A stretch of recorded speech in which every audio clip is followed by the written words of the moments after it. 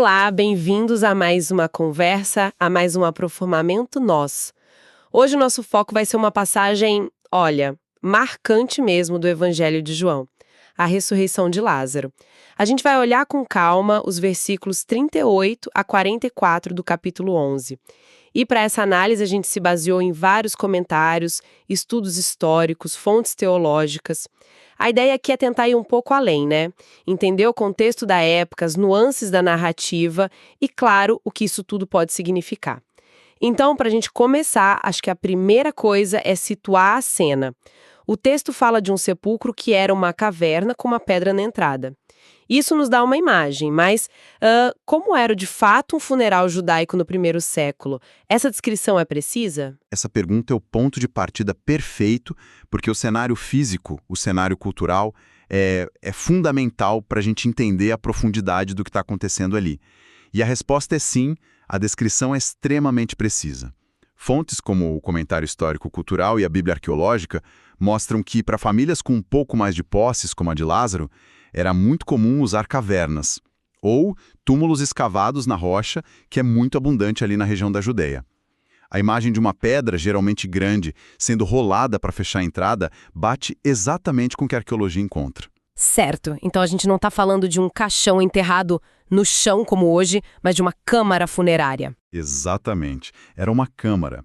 E lá dentro o corpo era colocado num nicho ou numa espécie de prateleira de pedra. Mas tem um outro detalhe cultural, assim, muito importante que as fontes destacam. O sepultamento judaico daquela época acontecia muitas vezes em duas fases. A primeira era o sepultamento primário. O corpo era colocado lá para decomposição natural. Lázaro estava nessa fase. E qual seria a segunda fase? Depois de mais ou menos um ano, quando restavam só os ossos, a família voltava ao túmulo, eles recolhiam esses ossos secos e colocavam num ossuário, que é uma pequena caixa de pedra. E aí esse ossuário era guardado de forma permanente no túmulo da família. Isso mostra um cuidado, sabe? Um cuidado prolongado com os mortos. A situação de Lázaro acontece bem no início disso. Entendi, isso já dá um contexto muito mais claro. E sobre a preparação do corpo? A gente lê sobre faixas, panos, especiarias. A imagem que vem na cabeça, talvez por influência de outras culturas, é a de uma múmia, né? Era parecido? Pois é, essa é uma associação comum. Mas é uma distinção muito importante que comentaristas como a Bíblia MacArthur fazem questão de esclarecer. Não era de forma alguma um processo de mumificação. O embalsamamento egípcio queria preservar o corpo ao máximo. A prática judaica era diferente. As especiarias aromáticas, mirra, aloés, não eram para preservação, mas principalmente para amenizar o odor da decomposição. Era um ato de honra, de respeito. Não era uma tentativa de parar a natureza. E as faixas de linho? Eram atados de forma rígida ao corpo, tinham uma certa flexibilidade. E um detalhe que o texto de João menciona em outras passagens, como na ressurreição de Jesus, é que havia um pano separado para o rosto, o sudário. Essa folga nas amarras e o pano do rosto separado são detalhes pequenos, mas que se tornam muito significativos para a gente entender como Lázaro conseguiu se levantar e sair. Faz todo sentido. Esses detalhes físicos preparam o terreno. E isso nos leva direto ao coração do drama da cena, né? Quando Jesus pede para removerem a pedra, a Marta, irmã, tem uma reação muito humana. Ela diz: Senhor, já cheira mal, porque já é de 4 dias. O que os comentaristas veem nessa fala é só uma constatação prática? É muito mais do que isso. Essa frase da Marta é um dos pilares da narrativa. Comentaristas como William Hendrickson e D.A. Carson veem essa fala, primeiro, como a voz da razão humana, da realidade que não dá para escapar. Marta está com os pés no chão. Ela está basicamente dizendo: é tarde demais, a morte venceu, a decomposição é um fato. É a afirmação final da morte. E o detalhe dos 4 dias. Isso tinha um peso especial na cultura deles. Um peso enorme.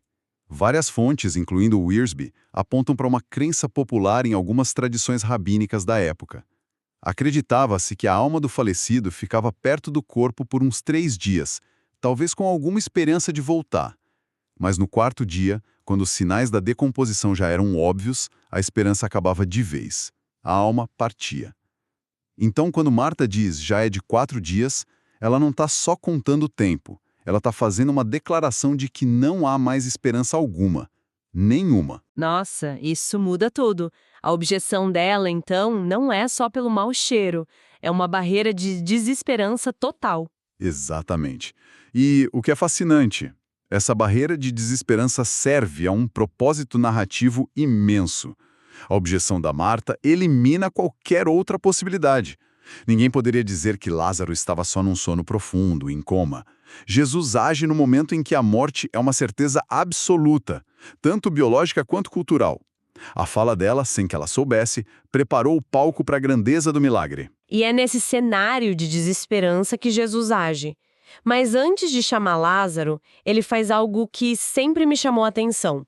Ele ora em voz alta. Ele diz: Pai, graças te dou porque me ouviste.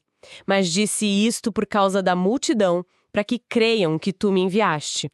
Se a conexão dele com o Pai era contínua, por que essa oração pública? Olha, o fascinante aqui, e comentaristas como Hernandes Dias Lopes e Matthew Henry concordam nisso, é que o propósito da oração é totalmente didático. Não é uma oração pedindo, Pai, por favor me ajuda a fazer isso. A frase, eu sei que sempre me ouves, já confirma que a comunhão e o poder estavam ali. A oração foi feita para as pessoas. Ah, então era uma lição ao vivo. Quase como se ele estivesse narrando o milagre para que ninguém interpretasse errado. Perfeito, é exatamente isso. Ele está mostrando a procedência do poder em tempo real. Tinha pelo menos 2 objetivos claros. Primeiro, demonstrar publicamente que o poder vinha de Deus Pai, era uma resposta direta às acusações de que seus milagres vinham de outras fontes. E segundo, era para edificar a fé da multidão. Ele queria que eles conectassem o milagre que iam ver com o Deus que eles conheciam e que entendessem que ele era o enviado. A oração é um ato de transparência, de ensino. Isso. Lança uma luz totalmente nova sobre a cena. A oração não é para Deus, é para nós. E aí vem o clímax. A pedra é removida, a oração é feita e Jesus clama: Lázaro, vem para fora. E ele vem. Mas a cena não termina aí. Jesus dá uma segunda ordem, agora para as pessoas: desatai-o e deixai-o ir. Por que essas 2 ordens separadas? Essas 2 ordens são o coração do milagre. Elas são incrivelmente complementares. A primeira, Lázaro vem para fora, é um ato de poder soberano criador. Como Warren Wiersbe aponta, é a voz que tem autoridade sobre a própria morte. A morte tem que obedecer. É o poder divino na sua forma mais pura, chamando a vida de volta. E o fato de Lázaro sair ainda amarrado é a prova visual disso, não é? Ninguém podia dizer que ele simplesmente acordou e se soltou. Precisamente. Ele sai do túmulo, mas ainda está envolto nas faixas. Ele está vivo, mas não está livre. É a evidência irrefutável de que ele estava morto, e que a ressurreição foi um ato puramente sobrenatural. E aí que entra a segunda ordem, desatai-o e deixai-o ir, que é igualmente profunda. Como o comentário Beacon e o Hernandes Dias Lopes ressaltam, nesse momento Jesus envolve a comunidade no milagre. Ele faz o que é impossível para os humanos, que é ressuscitar um morto, e então confia aos humanos a tarefa que é possível, remover as amarras. Nossa, essa imagem é muito forte.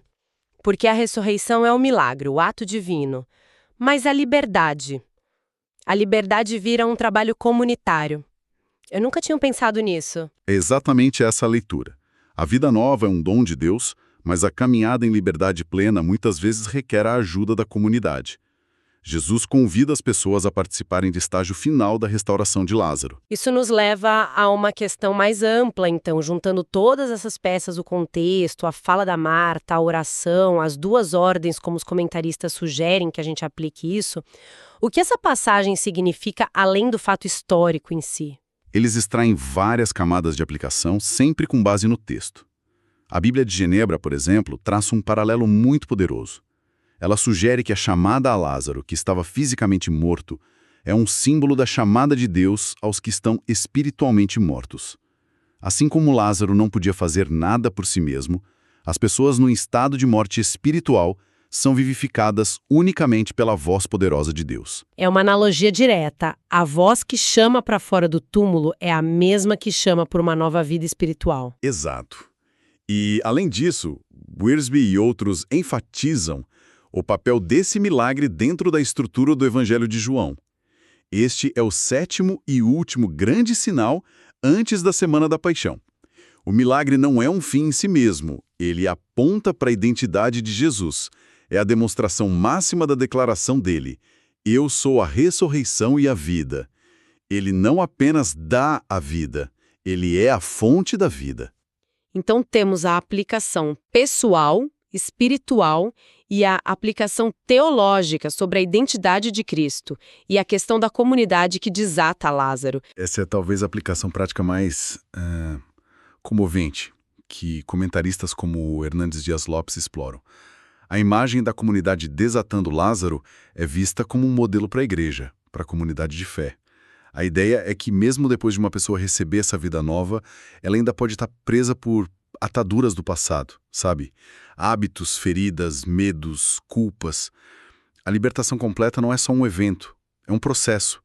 E nesse processo, a comunidade tem a responsabilidade de ajudar a remover essas amarras, com cuidado, com amor, permitindo que a pessoa caminhe em plena liberdade. Juntando tudo, então, temos a ressurreição como um dom divino e a liberdade como uma tarefa comunitária. Que perspectiva completa! Vamos tentar recapitular um pouco.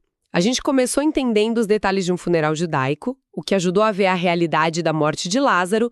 Depois vimos como a objeção de Marta, longe de ser só dúvida, na verdade serviu para amplificar a grandeza do milagre. Exato. E analisamos a oração de Jesus não como um pedido, mas como um ato de ensino para a multidão. E, por fim, distinguimos os dois comandos, o divino, que traz a vida, e o humano, que participa da libertação. Tudo isso nos levou a ver a passagem como um símbolo da ressurreição espiritual e do papel vital da comunidade. Foi uma análise muito rica.